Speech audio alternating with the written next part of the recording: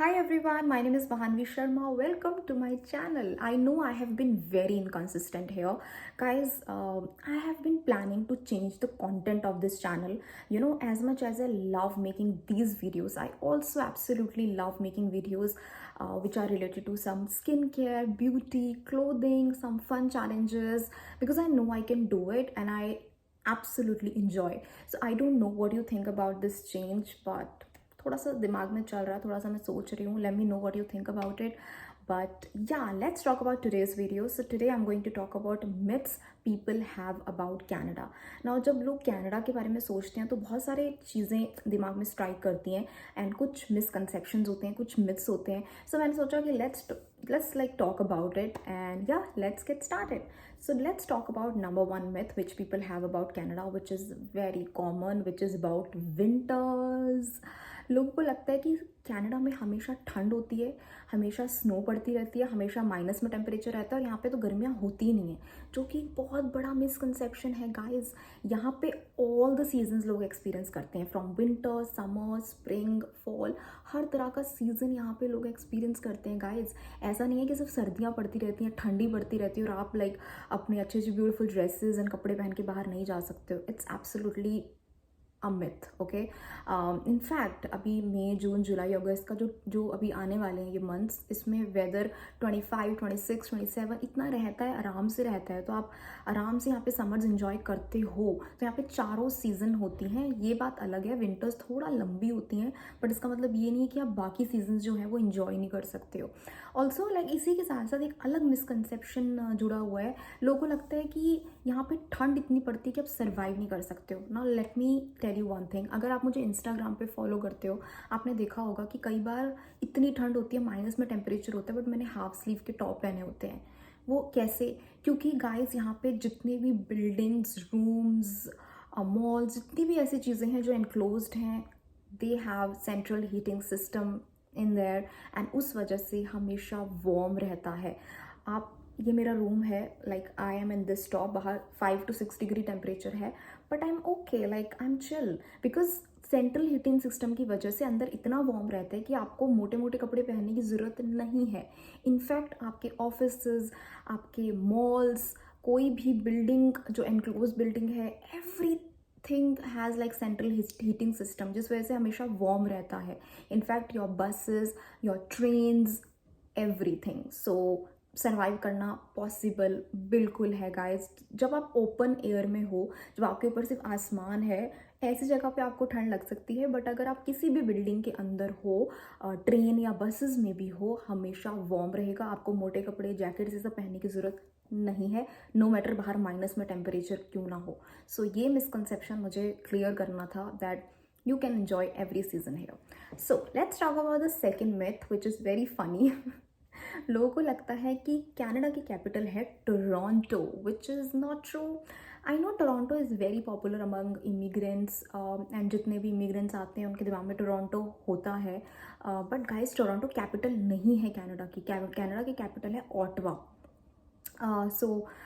ये एक funny misconception है. लोगों को सच में लगता था, एक टाइम पे मुझे याद है मेरी किसी फ्रेंड ने बोला था कि Toronto is the capital of Canada, but no, Ottawa is the capital of Canada, not Toronto.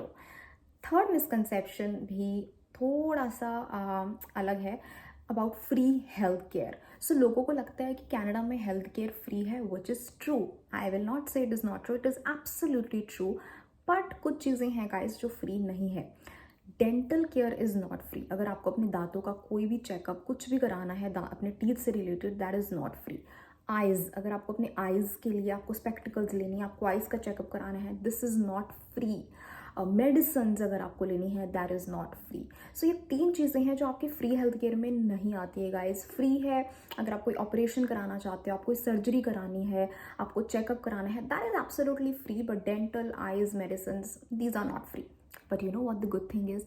Good thing is there are some companies which provide its employees, which cover its employees for dental care and eyes care. For example, my company, मेरी company में मेरा dental care और eyes care covered है. There are certain amount जो हर company अपने employees का cover करती है. इट कैन बी $1,000, $1,300, $1,400, तो कुछ अमाउंट होता है. अगर आप उस अमाउंट का कुछ भी ट्रीटमेंट करवाते हो related to eyes and your dental, that is covered by the company. So ये बहुत अच्छी चीज़ है यहाँ पे कि कुछ कंपनीज अपने एम्प्लॉयज़ का ध्यान रखती हैं और वो चीज़ कवर करती हैं। मेरी कंपनी भी करती है and I think most of the companies he cover करती हैं। तो या बट या मिसकंसेप्शन ये है कि गवर्नमेंट की तरफ से फ्री होता है, गवर्नमेंट की तरफ से फ्री नहीं होता है। सो या that is it and let's talk about another one which is again quite funny. लोगों को लगता है कि कनाडा मीन्स पंजाबी, मतलब कनाडा में आप घुस गए हो तो यहाँ पे सिर्फ पंजाबी लोग हैं और आपको मतलब कोई एक्सपीरियंस कल्चर, कोई और कल्चर एक्सपीरियंस करने का मौका नहीं मिलता है और यहाँ पे बस इंडियंस हैं, इनफैक्ट पंजाबी ही पंजाबी हैं, which is partially true guys. I agree कि यहाँ पे बहुत सारे पंजाबीज़ हैं, बट पूरे कनाडा में लाइक आपको वही मिलेंगे, that is not true. In my company there are people of all the possible nationality, I would say. We have people from Bangladesh, from Korea, from Japan, from China, from Philippines, like what not. So Punjabis हैं वो कुछ एक area में है, like for example Brampton में there are a lot of Punjabi community, but Brampton में भी हर जगह नहीं है, there is a particular area और community जहाँ पे ज़्यादा है, but इसका मतलब ये नहीं आपको वही मिलेंगे guys. You get to experience every culture here because there are people from every country here, like every possible country that I can name. So yeah, you experience like different cultures, you experience talking to different nationality of people. So ये misconception मत रखना कि मतलब यहाँ पे सिर्फ like Punjabis और Indians ही हैं, it's not true. Okay, let's talk about another one which is I think probably the last misconception I would say, which is about luxury. सो लोगों को लगता है that Canada means luxurious lifestyle. अगर आप Canada में आ गए हो तो मतलब आपको आपका आपके पास कार, आपके पास आईफोन, आपके पास घर, आप अच्छे अच्छे कपड़े पहन रहे हो, अच्छे अच्छे घूम रहे हो, which is true guys. I will not say it's not true, it's true, but उसके लिए कितना स्ट्रगल पहले करना पड़ता है, क्या सेक्रीफाइसेस करने पड़ते हैं, क्या चैलेंजेस झेलने पड़ते हैं, वो आपको पता होना चाहिए। ये मिसकंसेप्शन लोगों का है कि आप जब कनाडा चले गए हो तो you can like have a luxurious life जाते ही, ऐसा नहीं है। Because I know there are lot of students and lot of people who like shows like okay उन्होंने ज़्यादा सारे आईफोन खरीद लिया। आईफोन खरीदना ठीक है, ईजी है, इतना मुश्किल नहीं है, बट उसके अलावा जो एक लग्जूरियस लाइफस्टाइल है उसके लिए आपको कितनी मेहनत करनी पड़ती है वो कुछ लोग दिखाते हैं, कुछ लोग नहीं दिखाते हैं। On my Instagram I don't show like the challenges, sacrifices and struggles that I have, but you know I think whenever you want to achieve something guys, आपको वो उससे पहले की जो challenges है वो पता होने चाहिए। तो आप ये कभी मत सोचना कि आप कनाडा चले गए हो तो वहाँ जाके आपका बहुत अच्छा लाइफस्टाइल एकदम से हो जाएगा। होगा, this country gives opportunity, this country gives hope to the people to have that luxurious lifestyle, but उसके लिए sacrifice, challenges, struggle वो सब करना पड़ता है। तो जो मिसकंसेप्शन था लोगों का और है लोगों का वो ये है कि हमें जाते ही बहुत अच्छा लाइफस्टाइल मिल जाएगा, जो कि ट्रू नहीं है, काफ़ी मेहनत करनी पड़ती है। सो या I think that is it. I hope मैंने सारी चीज़ें कवर कर दी हैं जो मेरे माइंड में थी। हो सकता है आप भी मुझे बता दो कि कोई मिसकंसेप्शन लोगों को और है। If you have any other misconception about Canada, let me know in the comment section and follow me on Instagram guys. I keep on posting random stuff about my life in Canada here, and yeah, let me know what you think about the content change. अगर मैं किसी और तरह के videos बनाऊँ, would you be interested to watch or not? And yeah, that's about it guys. I will see you in my next video. I hope the voice is clear because मुझे ऐसा लग रहा है आज मैं थोड़ा सा धीरे और थोड़ा सा फास्ट बोल रही हूँ, जो कि मेरी हमेशा से आदत रही है। But yeah, I'll see you in my next video. Bye.